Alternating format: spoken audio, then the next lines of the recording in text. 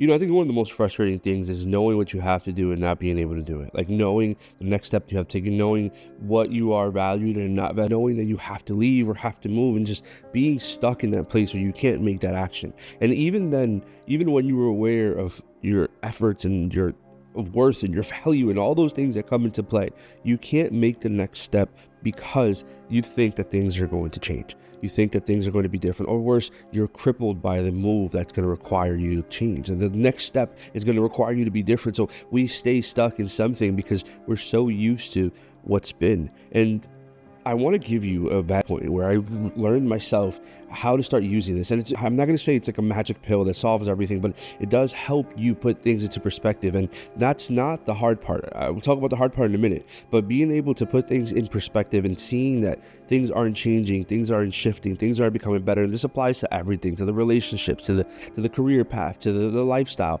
every single thing that we live in and live within. When we put them in perspective, it changes so much. And a lot of people are aware of this. We are aware of our future. We're aware of what's next. We're aware that things are going to come. And if we don't do anything about it now, we're going to miss out on all those things. But what we often don't do, is sit with this and actually analyze it in a way that makes us realize what we are. Like, there is something almost like a shock value that comes when you actually look at the place you're in and the things you're missing out on. Because most of us are living underneath our ability. We're living well below the talent, the gifting, the possibility that we have. And there's an excruciating pain knowing that you are below who you actually are. Like knowing that you are not actually doing what you're capable of doing. Knowing that you are living in a hurt that doesn't belong there, because you deserve to live the best full life. So looking at this in a perspective and looking at it from a bird's eye view, almost taking yourself out of it, right? And seeing that this thing that you're doing, this relationship that you're in, this career path that you're still stuck in, this lack of trust in you, all these things, whatever that might be, is not taking you to the person that you should be. And it's robbing you from your peace, from your time, from the limited time that you have in this world. Being able to actually step back and say, look, this is not serving them. That's the easy part. Being able to analyze that. We all do it. This is the reason that most of us are here. There's the reason we find videos like this, or we try to better ourselves. The reason we change in these ways, because we are well aware of the fact that our life is going to remain the same unless we do something. It's not news. What is different is being able to apply that consistently. And the only way you apply that consistency is a constant daily reminder. Like, I'm not a huge fan of negative affirmations or negative reinforcement. I've never been a fan of that, but I do see the power behind it. And I do see the understanding that there's a healthy balance between enforcing yourself or reinforcing yourself through something that you don't want to be. I've been trying to escape this myself. I've chosen things, and it's like almost painful to come and to realize that you don't want to be that thing, but it would help you change. It would help you build a new habit, build a new routine, build something different. There's many times where I sat down and I'm like, man, I don't want to work out, but I'm like, I don't want to look like this anymore. I don't want to feel like this anymore. I don't want to be this way anymore. I want to be that person that I'm capable of being. And there's an instant that I have to make a decision within, I think the rule of thumb is 5 seconds. You have within that window to make a decision. If you make the decision within that 5-second window, things will shift right away. Why? Because it's not giving your brain enough time to process the negativeness, the laziness. It's not giving it time to sit there and analyze why it's better to not do something, why it's better to just stay there, to just remain in your bed, to not make the next step. But if you act instantly, you're acting on your personal desire, what you really want, the interior thing. We won't change until we realize that the person that we are is suffering.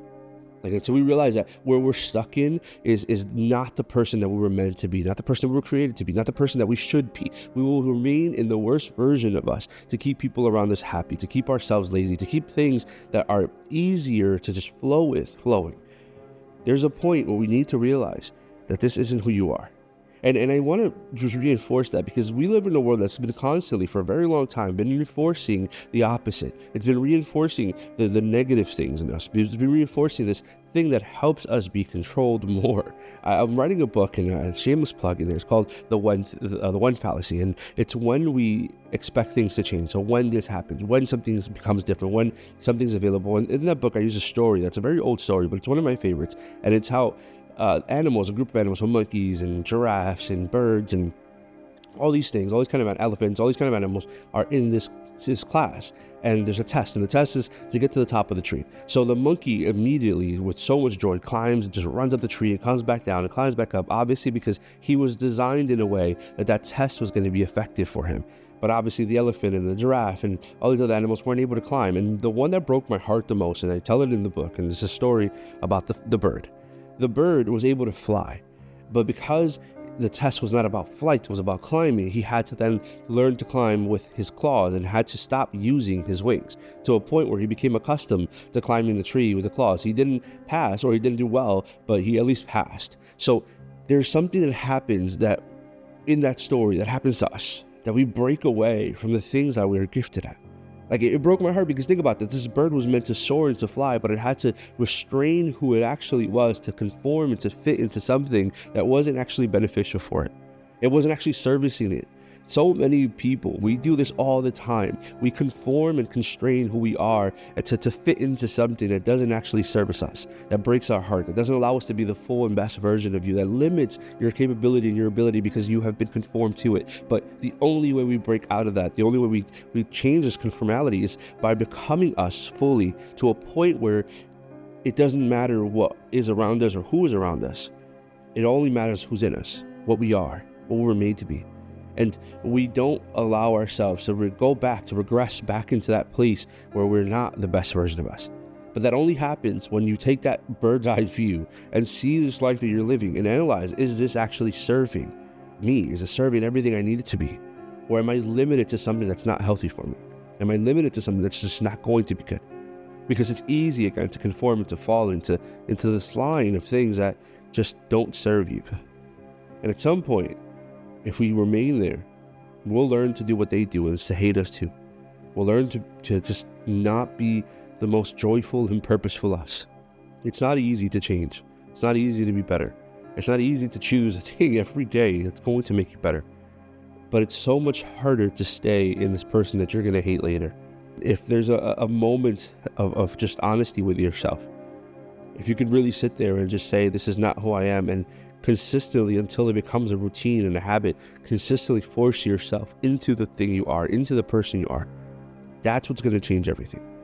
I've been so grateful that I've had this conversation with so many people, and I've just seen how impactful things like this have been, not just for other people, for even me in my life. Like, this reality where we're able to just step into this thing. And I hope and I pray that you who are listening, even if it's two of you, that there is something that changes, that breaks in that moment, that allows you to be that version of you.